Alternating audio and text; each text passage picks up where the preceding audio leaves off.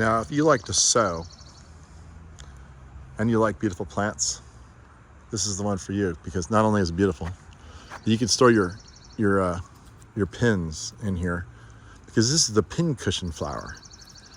I've never seen anybody store their pins in here, but I think you could do it. It's structured that way.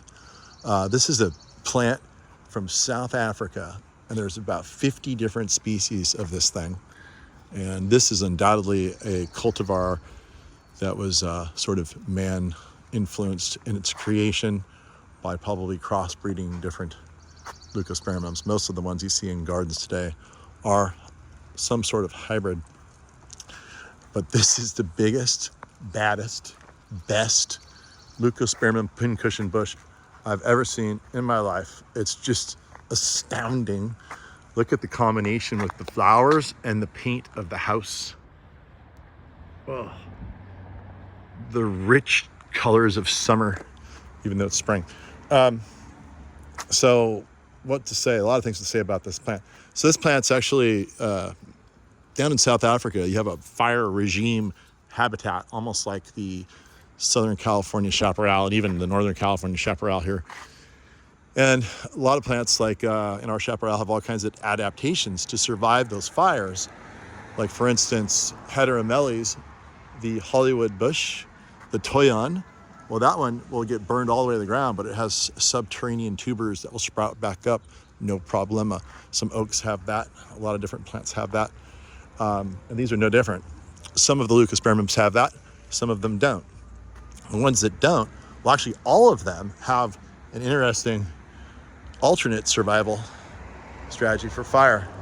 And that is the ants will actually collect the seeds, and they will go take the seeds underground to their little burrows and eat them or store them for later for eating. So that basically ensures a subterranean source of seed that's protected from the fire that won't get incinerated at the time of the blaze.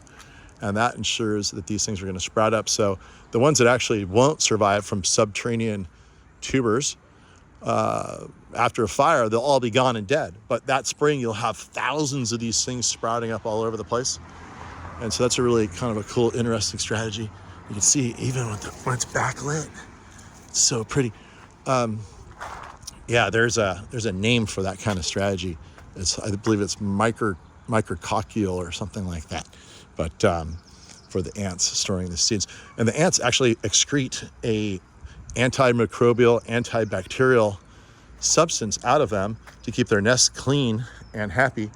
And that benefits the seeds of this plant in its survival, because it preserves the seed so it doesn't rot away like it normally would without that being present. So that's really interesting. Another thing that's really interesting that everyone can relate to is that sometimes these things are sold for like $5 each in flower shops. So let me think. If they were selling flowers, let's count about $5, $10, $15, $20, $20. Anyway, you get the idea. This is a lot. That's a lot of money of flowers right here. I think I caught this plant on the very day, with the very weather, with the very lighting at the end of the day, that couldn't be any better whatsoever. Look at that. And then, oh, look at that combo, huh? We have a Western redbud off in the distance there. Big pink behind it, see that? There you go. Good combo. And of course, against the blue sky, it's pretty striking. So we sell this plant. We usually have this plant pretty often down at Golden Gate Palms. We try to have it all the time, a few of them around. I love it so much. It has a kind of an interesting leaf. It's extremely drought tolerant once established. And it's from a climate much like our own, so it's adapted to dry summers and wet winters, wet, cool winters, warm, dry summers. And yeah, so what else can I say? I don't know if you can really expect to get one this big, as I've never seen one this big and thick myself. I've had them about half the size of my garden, but I don't know what's going on here. It looks like there's two of them. There's one. No, that's a jade plant down there, getting completely crowded out. They probably didn't think it was gonna get so big either. There's the big trunk over here of the pincushion. Looks like you could just about train it into a tree someday. It's a big chunk of wood right there. That's structural. That could hold the whole thing up. You can see here's the structure on the inside.